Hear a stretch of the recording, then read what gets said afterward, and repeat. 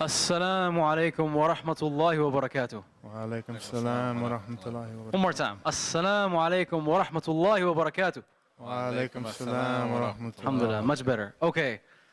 On behalf of Masjid Omar's youth group, I'd like to welcome everybody to the first night of the 30 for 30 Abdullah Brothers Ramadan Masjid Tour.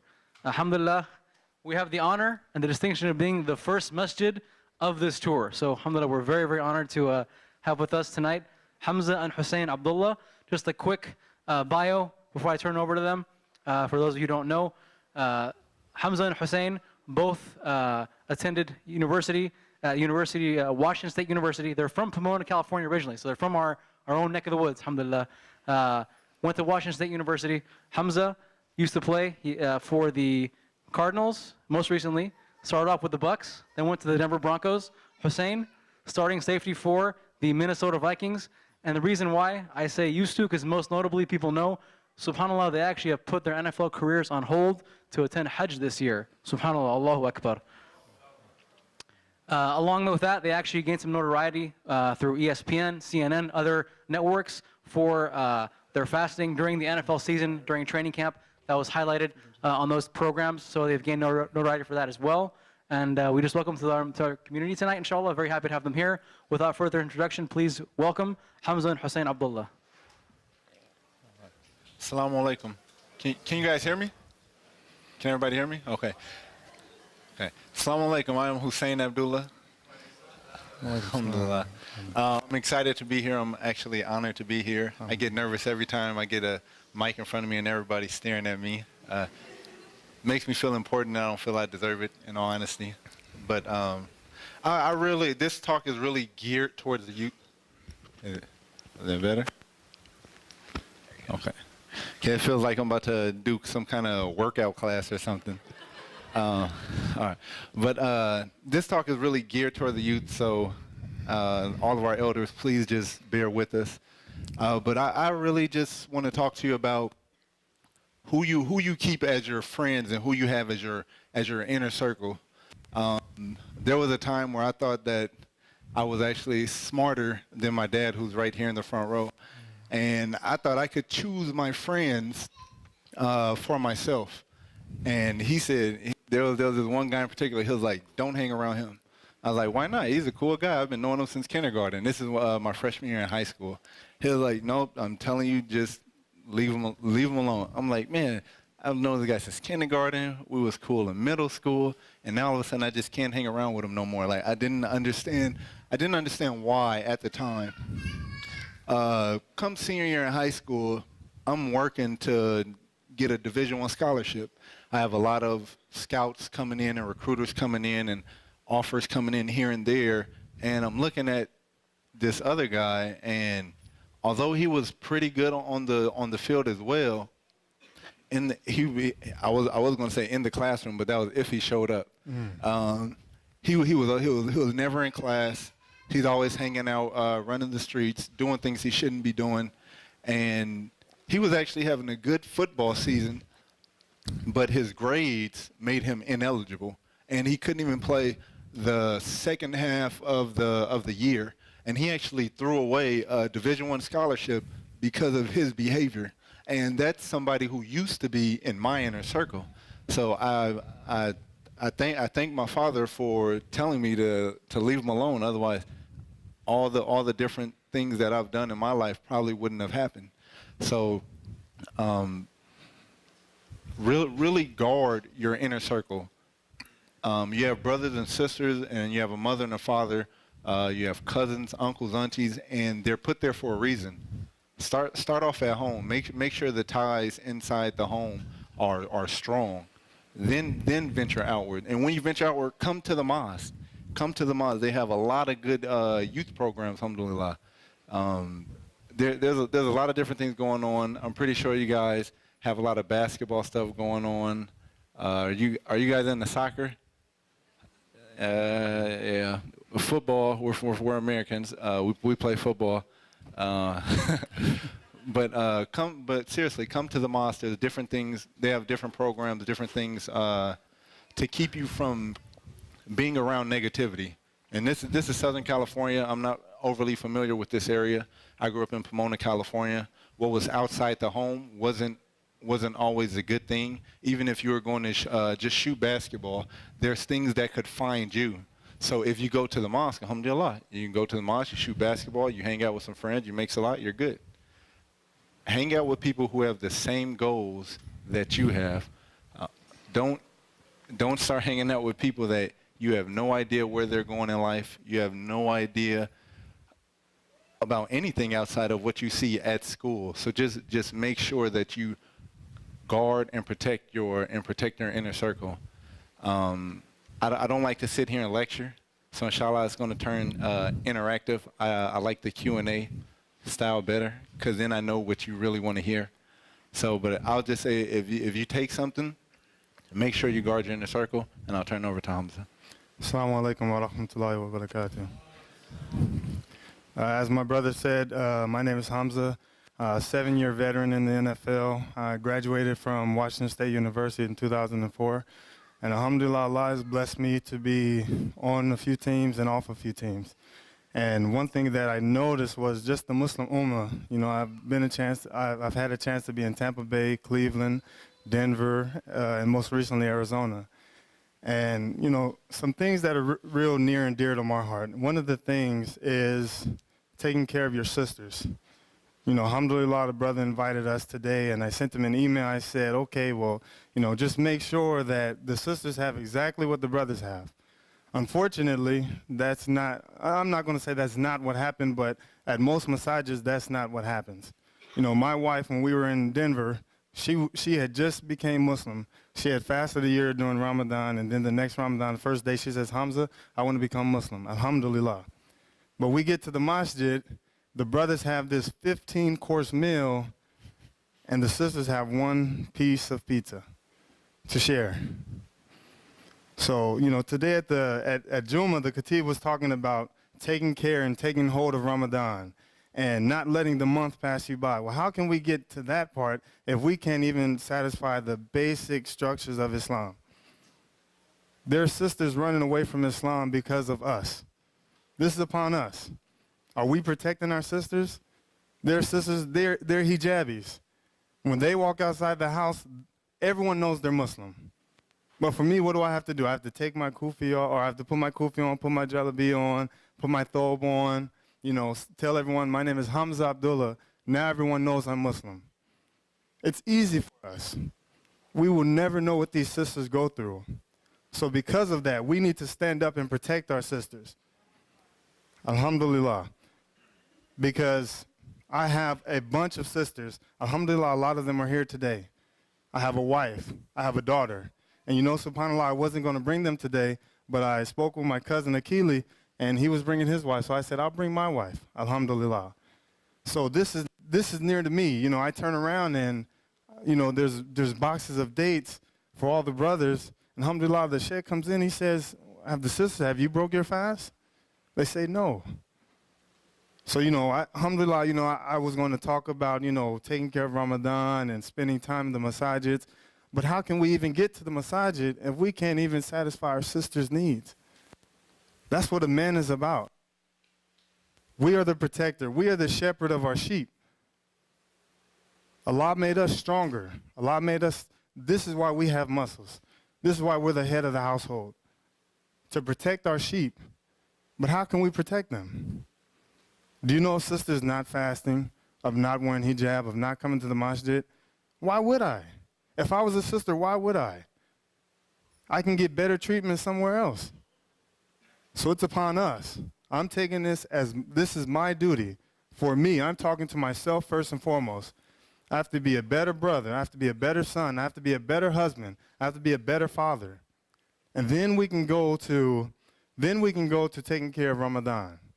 You know, they had the movie The Dark Knight, you know, released last night. It was either do that or go to Taraweeh. Why is that even an option? What are our goals? The Khatib said today that Prophet Musa alayhi salam, you know, was talking to Allah. He got to talk directly to Allah. And he said, you know, Ya Allah, you know, this is me and you. Has anyone else had this opportunity? Just me and you? No. And he was behind 70,000 hijab. Allahu alam. He said, but the son of Adam, as long as they fast, they will meet me on the day of judgment, and he will remove the hijab. Inshallah, we go to Jannah, and we get to see Allah. He will reveal himself to us. That is the goal. That is the goal. The goal is not to buy a fancy watch, to go drive a fancy car, to get a fancy house. What will that do for us? I've seen it. I've seen a guy spend $100,000 in one sitting. I have seen it. I have seen this. But that's what we're all chasing. And they throw all these different distractions on us. They make us fight against each other. They tell us how to live our life. They tell us what Islam is. They tell us when to fast and when to break our fast. They tell us that, oh no, you're not a practicing Muslim, Hamza, so you can't go here. Practicing Muslim? What does that mean? You're either Muslim or you're not. Oh no, you can't do this because you're not practicing. Oh no, I'm Muslim, but I'm not practicing. What does that mean? We're a Muslim. When we come to the masjid, it should be just big hugs for everybody. MashaAllah, you're my brother in Islam. Because inshallah, what are we looking for? We're looking for the pleasure of Allah. That's it. We were created to do what? To worship Allah. That's it. Everything else is secondary. And alhamdulillah, we had a brother, Brian, make shahada today. So what happens? He comes tomorrow. Oh shoot, he took his shahada yesterday. He gets no hug from me today. Is that how it works? It can't. We're Muslim. We want shade on the day of judgment, right? So inshallah, we meet our brother, and I love this brother simply for the sake of Allah. Inshallah, I will be shaded. That's what we're working for. This other stuff, it means nothing. So please, take care of our sisters, take care of ourselves. We are the men of the household for a reason. When I was in college, I was H. It just was simpler. And then you go around and you're like, dude, my name is Hamza. That's not that hard. You have some other names, but they're pronouncing the entire German last name. But your name is Hamza, 5 letters, and they can't pronounce your name. They have to call you H. Oh, you have anything for short? So let us be Muslim. Let us take charge. This starts now. Today is our first day. Alhamdulillah, inshallah, we'll be going around the country. And inshallah, we would love for you guys to tag along on the trip. I know you can't physically be there, but we'll be online. You guys can go to abdullahbros.com. Hit us up on Twitter at abdullahbros. Hit us up on Facebook, facebook.com/abdullahbrothers. But we would really just love to meet our brothers and our sisters, and let our family become your family, and really just love you for the sake of Allah. So inshallah, with that, I would love to open it up for Q&A, inshallah. Assalamu alaikum.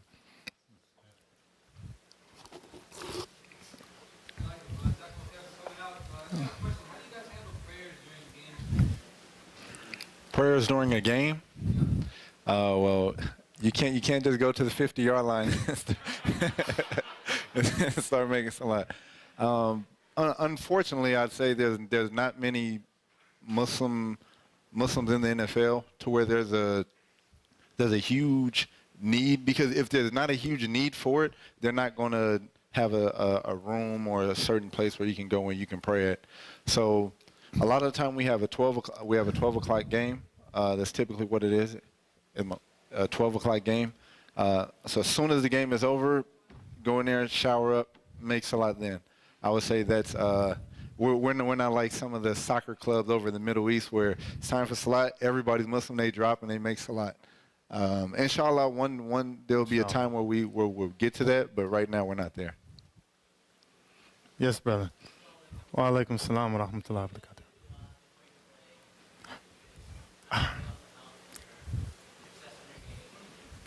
Alhamdulillah,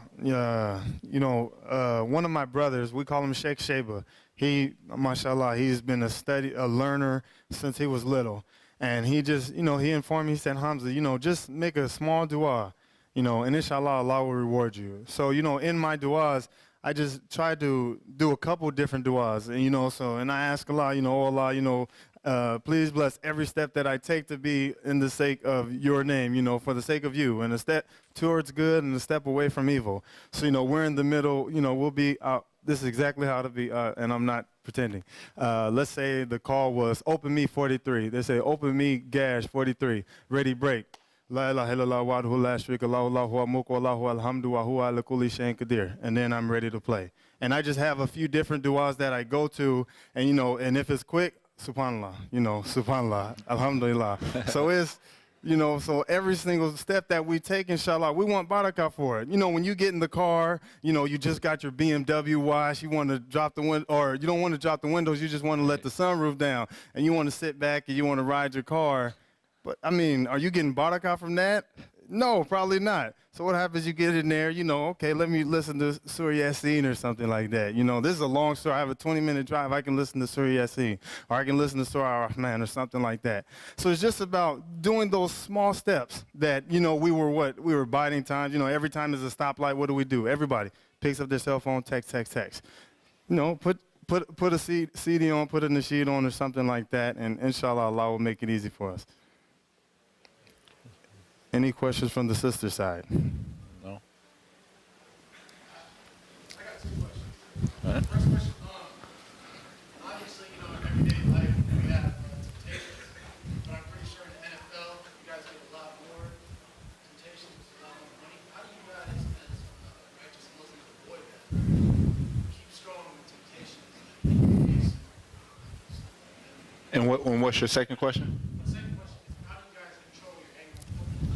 All right. On the football field. Yeah, right. I mean, obviously it's a physical sport, but I'm pretty sure to a certain extent, you guys don't let guys work you up to the point where you like to get personal. I'm not gonna say personal with it, but keep it at a certain level. Hussein has a story for that, so remind him to tell you.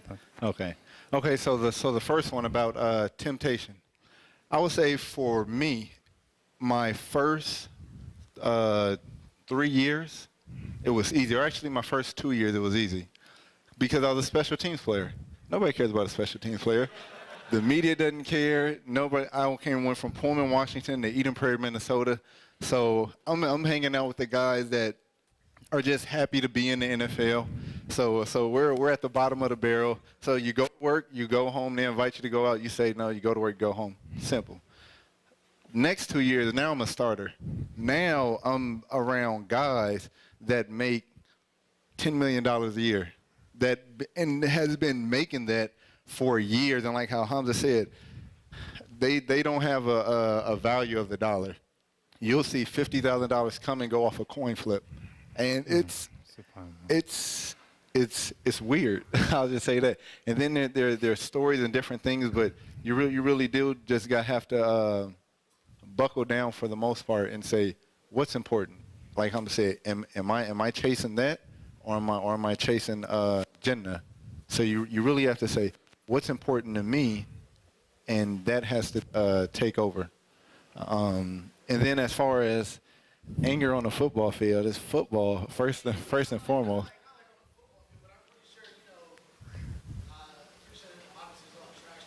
Right. There's always, it's the nature of the beast. When you got guys that are that amped up, things will be said. We hit people for a living. How do I control my tongue? You know what? There was a time where I'll say I had a potty mouth. But then I said, okay, I'm going to switch it, and I'm just going to be very sarcastic. But then I read that we can't be sarcastic. And then in all honesty, I just started playing. I just don't say much anymore. But there was one time where I'm going against a guy on punt. I think his name is George Wilson. He's a safety for the Buffalo Bills. And as soon as the play starts, he charges off at me, hits me. I hit him. I try to slam him on the ground. He's trying to slam me. He hits me under my chin. I punch him, not in the face, but I punch him to get off me. And we're seriously, we're trying to dump each other on the ground, like we're this close. and then the whistle blows, and then we just send him. He's like, "Hey, man, I seen that ESPN story, man. I got to say, this is so nice." So, we shook hands. It was all cool, much love. Everything was fine. But in between the whistles, he's my enemy. He has on a different color jersey. That's how we're wired. After the whistle, it's all love. There's nothing after that. And I'll go back to your question about temptation. Is one thing we have to realize is we're not perfect. Everyone wants to sit up and say, "Oh man, these brothers are here and this and that, and they're just so perfect." We're the furthest thing from perfect. And I'll be the first person to tell you, we ask Allah for forgiveness every day. I ask Allah to forgive my past, my future, and my now, my present. And what we have to realize is, this is my brother. That's why what our mother taught us and what we grew up on was want for your brother what you want for yourself. No matter what it is. You see your brother, oh man, he's not doing something he's supposed to do. Oh, do you go say, "Hey, guess what I did?" Or no, or do you go pick him up? That's why we have to be very careful, especially being online. I'm a big guy on Twitter. I fast from Twitter during Ramadan, but I'm big on Twitter. And you'll see a trending topic, and you say, "Hey, for the older gentlemen and sisters, just bear with me." But you'll see a trending topic. You say, "Well, what are they talking about?" And you look and it said they're talking bad about it. Just that retweet, that's spreading the rumor. Just that retweet, and we don't want to do that. Do we want to eat the flesh of our brother's back? No, we do not. So we have to stay away from these things. We have to ask Allah for forgiveness. Yeah, you know what? I messed up. Let me ask forgiveness from the person who I've wronged and ask Allah for forgiveness. And that's what we have to realize. We're not perfect. There's not a single perfect person on this earth. And we have to realize that. And as Muslims, we don't jump on other Muslims. We're supposed to go to the aid of our brother, whether he is the oppressed one or he's the oppressor. If he's oppressed, we go help him out. If he's the oppressor, we go and say, "Hey, you're doing the wrong thing." And that's what we have to remember, that we're going to the aid of our brother because this is Islam. This is universal.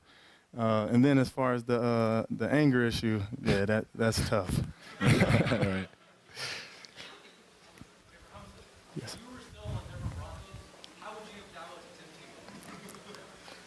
The same way you give dawah to anyone else is your walk. Because we've all seen the person who every single day tells you how holy they are, and they want to sing their gospel hymns. Oh, you see that. And then but then you're like, "I know that guy.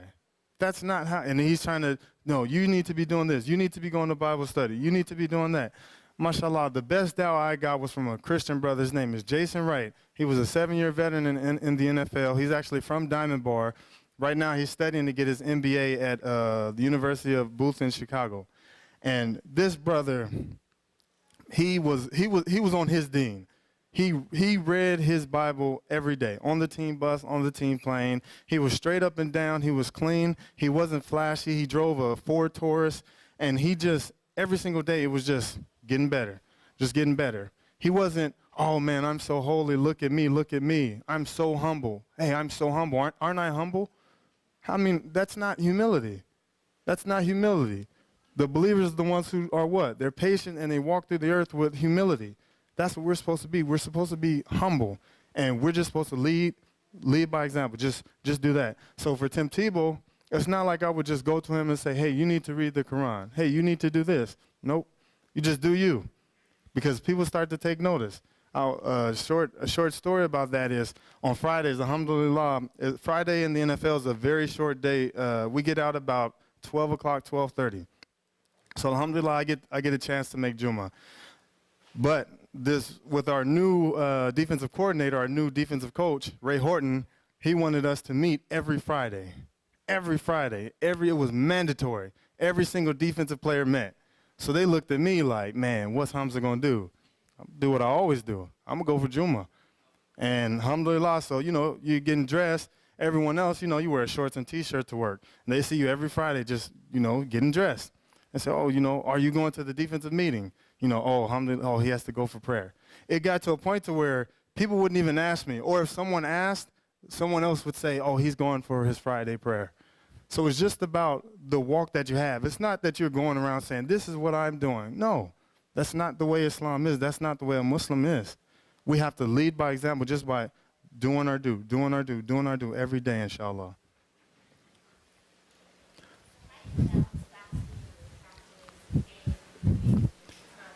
The sister asked, how do you balance fasting with games and practice? We were just talking about that. It was so easy to fast today. Yeah. Wallahi. It was so easy. All we did was sit, we played on the computer, we went for Juma, we drove out here. It was so easy. But, you know, it's all about preparation. You know, everyone has heard this, you know, when you fail to plan, you plan to fail. Last night, alhamdulillah, you know, they're saying, hey, you know, it's going to be the first day of Ramadan. You know, we knew Ramadan was coming. So you have to start that preparation now. Right now, you know, it's the nighttime. We're going to go in for Tarawih. This is when you start to hydrate. You know, you see me, I have my 3 cups of water. This is just what I do. I just sip, sip, sip. That's what I do throughout the night. Then when you wake up in the middle of the night, you drink some more. You drink some more. And it's all about preparation because I have to prepare, you know, physically and then mentally. First thing we do is give it to Allah. Say, oh Allah, Azza wa Jalla, please make it easy for us. That's the first thing we do. The second thing is we take action. Brother Rehan, he's a nutritionist. I think he's here today. But you know, we just talk and we just exchange, you know, different things that you know we would do and protein and all that stuff. You know, he can get into all that. So if you guys have a chance to talk to Brother Rehan, I believe he's still here. But He's right there. There he is, right there. But it's just about preparation, you know, and knowing your limits. You know, if we fast more often, we'll know what we can do because sometimes you get into Ramadan and it's day 20 and then you realize, okay, now I'm fit, now I can fast. You know, so we've wasted those first 20 days. So it's all about preparation. You know, we know we're going for Tarawih. Hydrate yourself, still exercise, but don't try to exercise at lightning speed. You know, don't try to do what Brother Hussein does. You know, inshallah, he can show you after maybe a light workout, but, you know, we just have to prepare. Yes? I think this was briefly mentioned in the ESPN article about you guys, but the issue of concussions in the NFL has been like a big thing for the last year. So I'm wondering as NFL players, what is your take on this Well, as far as me, I've actually had 4 of them. Yeah. But it's the nature of the beast. What other sport do you have a guy of my stature, 205 pounds, running full speed to hit a guy that's 260 pounds? Sometimes it just doesn't sound right, but when you're out there, you just do it. But it is something to watch and something to look into. You see a lot of the people from the past, from the 70s, 80s, 90s, that they're starting to have problems. There was a lot of things that they didn't tell the players. Back then it was just, you got your bell rung, this is football, toughen up, all of that jazz. So it is, me personally, for personal reasons, I keep a close watch on it and a close eye on it. I've talked to the guys who are supposed like the top specialists in the country out in Pittsburgh, and they said everything should be good, everything should be clear. But at the same time, I would say it's not a finished book. It's still open-ended because we're still playing the game. We still don't know exactly what happened. There's been, I think there's over 1,600 or 1,800 players to a team. 1800. There's 1,800 players, and the turnover in the NFL is high, in and out, in and out. So who knows how many NFL players there has been since the start of professional football. And then the kids in college, which is even more, and then the kids in high school, which is way more. So I think in 10 years we'll know a lot more. I think right now it's kind of the hot button issue and it's getting a lot of press, but I think we're a ways away from actually knowing what these hits do. Okay. I'm so sorry, guys. I know this could go on all the way till the end of the night, but we got to actually wrap up right now to clean up for Isha and Tarawih, inshallah. So I would ask if you guys, everyone could just check next to them, make sure your box of food is taken care of, thrown away, cleaned up. We're going to vacuum and move the carpets, inshallah. We want to thank our dear brothers Hamza and Hussein Abdullah for joining us tonight on their first night of the 30 for 30 Ramadan Masjid Tour. Please welcome them.